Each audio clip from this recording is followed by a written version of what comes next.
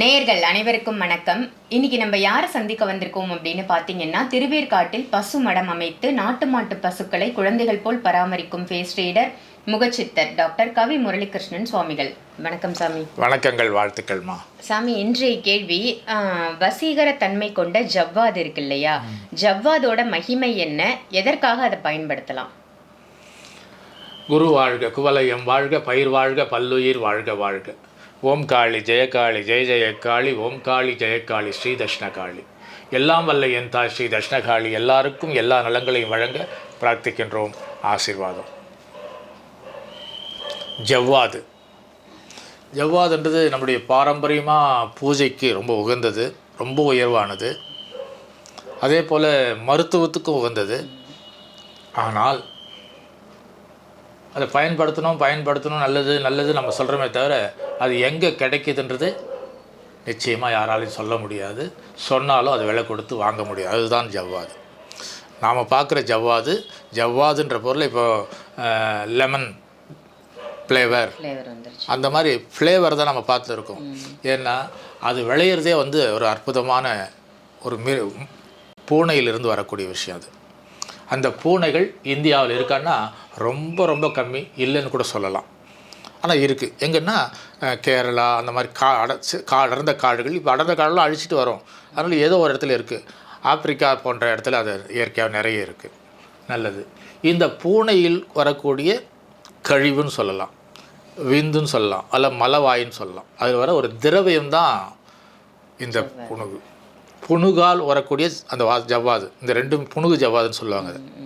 புணுகு பூனை. ஆனால் இதை நம்ம பரிகாரமாக சொல்கிறோம் அப்படின்ற பட்சத்தில் இந்த புணுகு ஜவ்வாது யார் போய் வாங்குறதுனா நிச்சயமாக கிடைக்காது. கிடைச்சாலும் நம்மளால் அவ்வளோ விலை கொடுத்து வாங்க முடியாது. அதன் பேரால் தயாரிக்கப்பட்ட பொருளை வாங்கிக்கலாம். இதற்காக இது அப்படின்ற மாதிரி.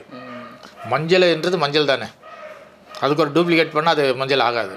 அப்போ நம்முடைய இந்திய மண்ணில் விளையிறது ரொம்ப அற்புதமான பொருள் மஞ்சள். காப்பிரைட்லாம் வாங்கியிருக்கிறோம். அது அப்படிப்பட்ட விஷயம். இந்த புணுகு ஜவ்வாதுன்றது அந்த கழிவிலிருந்து கிடைக்கப்படுற வாசனை பொருள். அந்த வாசனை 1 கிராம் கூட நமக்கு கிடைக்காது. இதுதான் உண்மை. பரிகாரன்ற பேர் நம்ம நிறைய சொல்லிக்கிட்டே இருக்கோம். இந்த பரிகாரத்தால் உண்மையை உணர்ந்து செய்கிறது ஒன்று. இப்போ அதில் ஒரு துளி எடுத்து அதில் சந்தனத்தூள்கள் அதெல்லாம் கலந்து விற்கிறாங்க. அதில் எந்த அளவுக்கு உண்மை. ஆனால் திருப்பதி ஏழுமலையாக இருக்கா இல்லையா, அவருக்கு புணுகு சாத்தி தான் அபிஷேகம். விழாக்கிழமை நடக்கிற அபிஷேகத்தில் அந்த புணுகு சாத்துவாங்க. சில சிவன் தலத்திலலாம் சாத்துறாங்க, முருகனுக்கு சாத்துறாங்க. எல்லா இடத்தையும் அந்த புணுகு அவங்க அது விலை கொடுத்து வாங்குறதுக்கும் அதை டோனராக கொடுக்குறதுக்கும் அவங்க ஆள் இருக்காங்க. நமக்கு இல்லை. ஆனால் அந்த புணுகு ஜவ்வாதுன்ற பெயரில் இருக்கிற பொருளை வாங்கி அதை மானசீகமாக நாம் இறைவனுக்கு படைக்கலாம். அந்த புணுகு எப்படி படைக்கலாம்னா, ஒரு எந்திரம் வந்தால் எந்திரத்தில் தடவலாம். ஒரு கலசம் இருந்தால் அந்த கலசத்துக்கு பொட்டு வைக்கலாம்.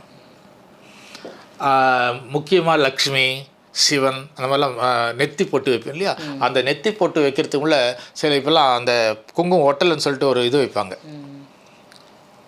எண்ணெய் மாதிரி ஒரு பசையை வைப்பாங்க. அதுக்கு பதிலாக இந்த புணுகை வைத்து அதற்காக பொட்டு வைக்கிறோம். அதில் ஒரு வசீகர தன்மை இருக்கும், தெய்வீக தன்மை இருக்கும். அதில் கலப்படத்தோட பிரச்சனை இல்லை. ஏன்னா நம்ம வயிற்றுக்கு சாப்பிட போகிறதில்ல.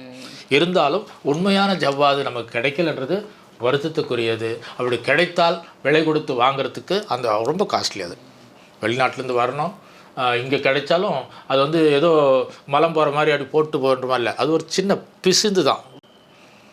அது வாழக்கூடிய இடத்துல அந்த மரத்துலேயோ இல்லை இப்போ வளர்க்குறாங்கன்னா அது ஒரு ஜன்னல் மாதிரி இருக்கும். அது மாதிரிலாம் அதில் அந்த பசை பட்டு இருக்கும். அந்த பசைத்தை சேகரிக்கிறதுலாம் அவ்வளோ ஈஸி கிடையாது.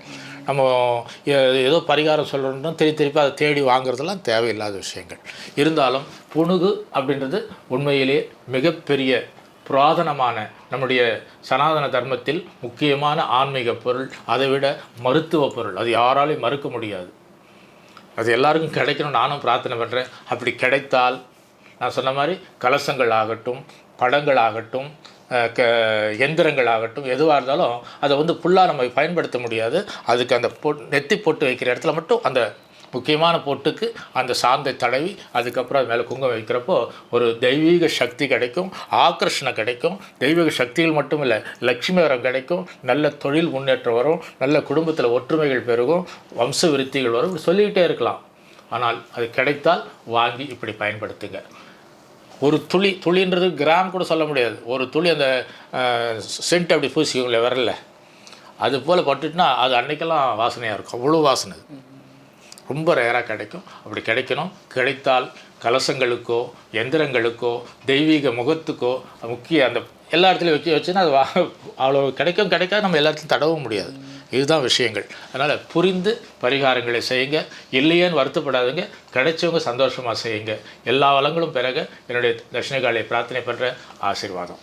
ரொம்ப அருமையாக சொன்னீங்க சாமி. ஜவ்வாதோட மகிமை பற்றி நன்றிகள். சந்தோஷமா.